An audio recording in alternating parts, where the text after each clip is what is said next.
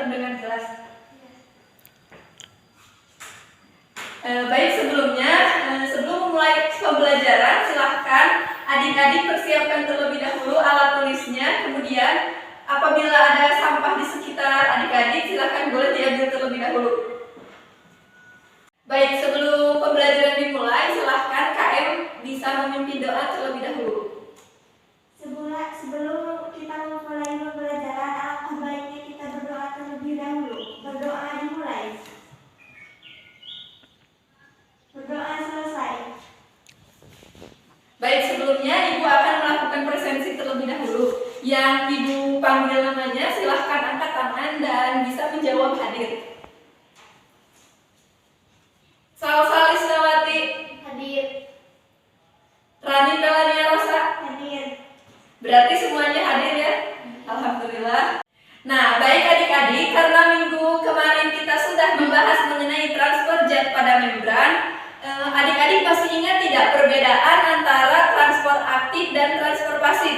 Masih, Bu. Silahkan Rani. Transfer aktif membutuhkan energi, sedangkan transfer aktif tidak membutuhkan energi.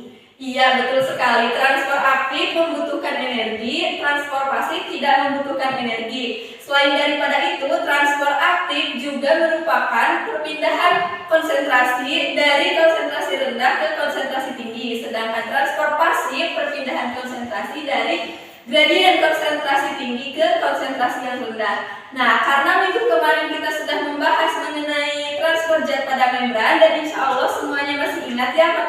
Nah, baik, Ibu sedikit akan bercerita kepada adik-adik mengenai berkaitan dengan materi yang akan kita bahas pada pertemuan sekarang.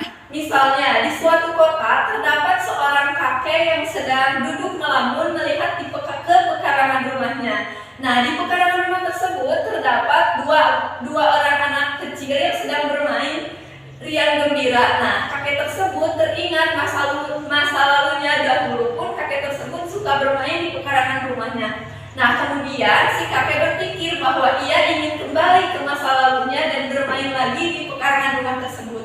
Nah, yang ingin Ibu tanyakan, apakah mungkin bisa atau tidak kakek tersebut kembali ke masa lalu, kembali ke anak-anak lagi? Tidak, Bu. Tidak. Kenapa bisa tidak, Salsa? Karena pertumbuhan manusia bersifat irreversibel, artinya tidak dapat kembali ke keadaan semula.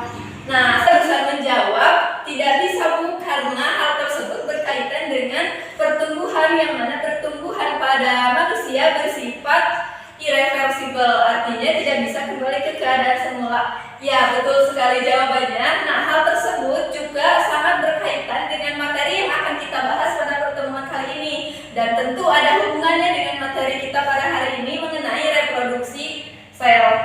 Nah, kemudian dengan mempelajari materi mengenai reproduksi sel, selain kita akan mendapatkan ilmu dan manfaat serta wawasan yang baru mengenai mekanisme pada reproduksi sel, tentunya juga akan meningkatkan rasa syukur kita terhadap Allah Subhanahu wa Ta'ala selaku Sang Pencipta kita semua. Baik adik-adik, sebelumnya Ibu akan menyampaikan terlebih dahulu tujuan pembelajaran yang akan kita capai pada pertemuan sekarang. Nah, adik-adik bisa menyimak di sebelah kanan Ibu. Ibu sudah menampilkan mengenai beberapa tujuan pembelajaran. Nah, tujuan pembelajaran yang akan kita capai pada pertemuan kali ini, yang pertama, peserta didik mampu menjelaskan mekanisme reproduksi sel secara mitosis melalui studi literatur dan tayangan video pembelajaran dengan benar. Yang kedua, peserta didik mampu menjelaskan mekanisme reproduksi sel secara meiosis melalui studi literatur dan tayangan video dengan benar. Yang ketiga, peserta didik mampu membedakan mekanisme reproduksi sel secara mitosis dan meiosis melalui studi literatur dan tayangan video pembelajaran dengan benar. Kemudian, yang selanjutnya, peserta didik mampu menganalisis keterkaitan antara reproduksi sel dengan penurunan sifat dari induk kepada anaknya melalui studi literatur dan tayangan video pembelajaran dengan benar. Baik, sebelumnya Ibu akan menayangkan sebuah video pembelajaran yang berkaitan dengan materi kita pada pertemuan kali ini, yaitu reproduksi sel. Silahkan adik-adik bisa menyimak video tersebut. Kemudian apabila ada hal-hal yang dirasa penting, silahkan dicatat di buku catatan masing-masing. Pembelahan mitosis. Pembelahan mitosis merupakan tipe pembelahan sel yang menghasilkan dua sel anakan. Sel anakan tersebut mempunyai karakter identik secara genetik dengan sel induknya. Pembelahan mitosis merupakan proses yang berkesinambungan yang terdiri atas 4 fase pembelahan. Fase tersebut terdiri atas profase, metafase, anafase, dan telofase. Setiap fase pembelahan memiliki ciri-ciri yang berbeda. Pada tahap akhir dari pembelahan mitosis, yaitu fase telofase, umumnya selalu diikuti dengan pembelahan sitoplasma yang disebut dengan sitokinesis. Pada saat ini, terbentuk cincin pembelahan yang berfungsi membagi sitoplasma sehingga terbentuk dua sel anakan.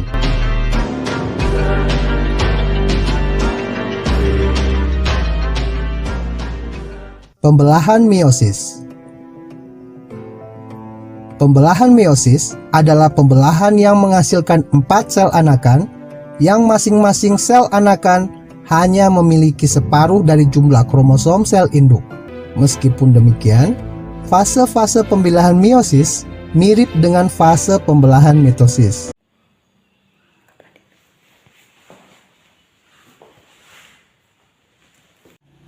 Nah, tadi adik-adik sudah menonton video pembelajaran mengenai reproduksi pada sel.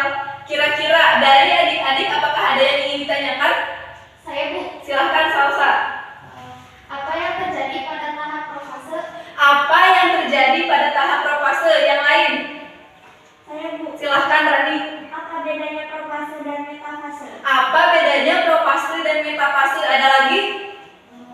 Mengapa pembelahan meiosis terjadi dalam 2 tingkat? Mengapa pembelahan meiosis terjadi dalam 2 tingkat? Karena tadi Salsa menonton ada profase 1, profase 2, berarti meiosis terjadi dalam 2 tingkat. Nah, yang lain ada lagi tidak? Ada Bu. Silahkan. Apa yang dimaksud pembelahan reduksi? Apa yang dimaksud dengan pembelahan reduksi? Tadi Rani melihat sekilas di video ada membahas mengenai pembelahan reduksi. Nah, baik, Ibu akan menyimpulkan secara umum pertanyaan-pertanyaan yang diajukan oleh adik-adik semua. Jadi, bagaimana mekanisme reproduksi pada sel? Baik, untuk selanjutnya, karena tadi adik-adik sudah menonton video, sekarang silahkan adik-adik membentuk kelompok berjumlah 6 kelompok dengan masing-masing kelompok berjumlah 4-5 orang. Kemudian, apabila sudah terbentuk kelompok, silahkan untuk duduknya per kelompok. Bisa dipahami? Bisa Bu. Ya, silahkan.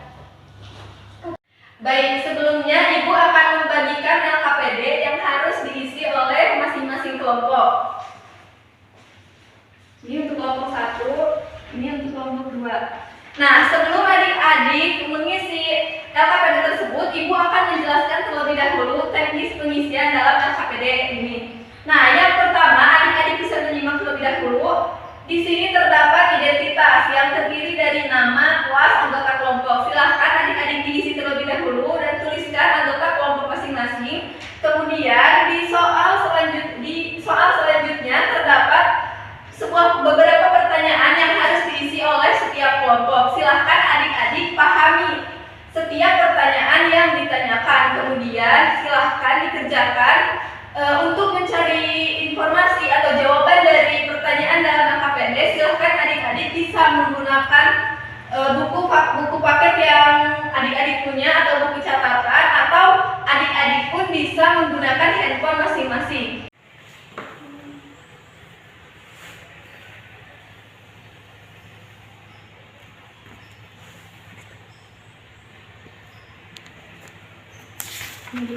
Nah, apakah ada kesulitan? Tidak Bu. Ya, silakan ya, bisa dikerjakan bersama anggota kelompoknya masing-masing.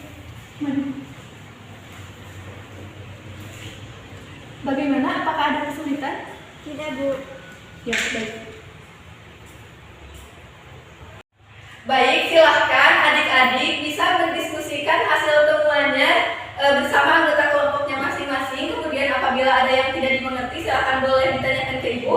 Apakah ada yang merasa kebingungan? Izin bertanya Bu. Iya, bagaimana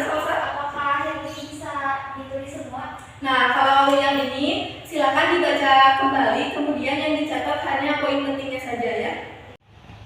Bagaimana? Apakah sudah selesai semuanya? Sudah, Bu. Baik, untuk selanjutnya kita akan lanjut ke agenda yang selanjutnya, yaitu presentasi dari setiap kelompok. Nah, untuk teknis penampilannya, Ibu akan mengacak terlebih dahulu siapa yang akan duluan tampil ke depan. Nah, untuk yang pertama tampil ke depan yaitu kelompok 1. Silakan kepada kelompok 1 untuk mempresentasikan hasil temuannya bersama. Saya perwakilan dari kelompok 1 akan membacakan diskusi dari kelompok kami. Jadi tahapan pembelahan meiosis terdiri dari meiosis 1 yaitu profase 1, metafase 1, anafase 1, telofase 1, sitokinetis 1. Meiosis 2 yaitu profase 2, metafase 2, anafase 2, telofase 2, dan sitokinesis 2. Baik, sebelumnya Ibu ucapkan terima kasih kepada Salsa selaku perwakilan dari kelompok 1 yang sudah menyampaikan hasil diskusi bersama kelompoknya. Silakan kepada adik-adik yang lain, apakah ada yang ingin ditanyakan? Bertanya, Bu, Ya, silakan. apa perbedaan antara telofase 1 dan telofase 2 pada meiosis? Apa perbedaan antara telofase 1 dan telofase 2 pada meiosis? Silakan kepada kelompok 1 dijawab, bisa dijawab langsung. Pada telofase 1, kromosom nantinya akan sampai di setiap kutub yang berlawanan. Sedangkan pada telofase 2, kromosom yang telah ada sampai di bagian kutub dan terdiri atas 4 inti. Setiap inti nantinya memiliki setengah pasang kromosom. Nah, betul sekali apa yang telah disampaikan oleh Salsa selaku perwakilan dari kelompok 1. Bagaimana dari rekan-rekan yang lain, apakah ada yang ingin ditanyakan? Baik, kalau dirasa cukup, dicukupkan terlebih dahulu untuk kelompok 1. Terima kasih, silakan boleh duduk kembali. Baik, untuk selanjutnya yaitu yang akan melakukan presentasi dari kelompok 2. Kepada perwakilan kelompok 2, silahkan maju ke depan. Saya dari kelompok 2 akan mewakili hasil presentasi kami. Pada pembelahan meiosis, satu sel induk membelah diri menjadi 2 sel anakan. Sel anakan ini mewarisi sifat sel induknya dan memiliki jumlah kromosom yang sama dengan induknya. Jika sel induk memiliki 2N kromosom, maka setiap sel anakan juga memiliki 2N kromosom. Baik, sebelumnya Ibu ucapkan terima kasih kepada Rani selaku perwakilan dari kelompok 2 yang telah menyampaikan hasil temuannya. Silakan dari rekan-rekan yang lain, apakah ada yang ingin ditanyakan? Saya, Bu, Silakan Salsa. izin bertanya, apa saja contoh pembelahan meiosis? Silakan boleh langsung dijawab. Pembelahan meiosis terjadi pada proses pembentukan sel gamet, sel kelamin pada organ reproduksi. Pembelahan meiosis terjadi pada pembentukan sel gamet. Baik, terima kasih kepada perwakilan dari kelompok 2. Silakan boleh duduk kembali. Baik, karena tadi adik-adik semua sudah menyampaikan hasil temuannya dan materi yang disampaikan sudah cukup lengkap, namun di sini Ibu akan melengkapi sedikit terkait materi reproduksi sel. Nah, silakan adik-adik bisa menyimak terlebih dahulu tayangan PowerPoint yang sudah Ibu tayangkan. Nah, yang pertama, alasan mengapa pembelahan sel pada manusia itu diperlukan?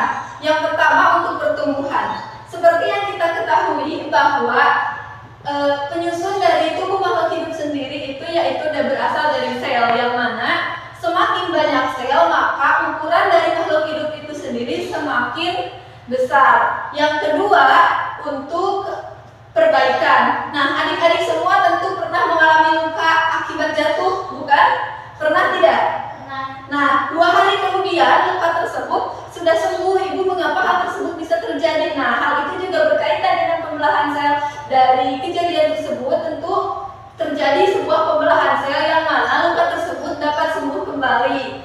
Kemudian alasan yang ketiga, untuk reproduksi. Nah, untuk reproduksi setiap sel itu tentunya membutuhkan sel gamet, baik itu pada wanita atau pria. Nah, pembentukan sel gamet itu diperlukan dibuat pada proses meiosis. Nah, untuk yang selanjutnya mengenai mekanisme reproduksi sel secara mitosis. Nah, pada mitosis ini menghasilkan 2 sel anakan yang mana karakteristik secara genetiknya itu sama dengan sel induk, termasuk dalam jumlah kromosomnya. Jika kromosom sel induk 2N, maka kromosom sel anakannya juga 2N. Nah, untuk tahapan dari proses mitosis ini terdiri dari yang pertama, profase yang kedua metafase, yang ketiga anafase, yang keempat telofase.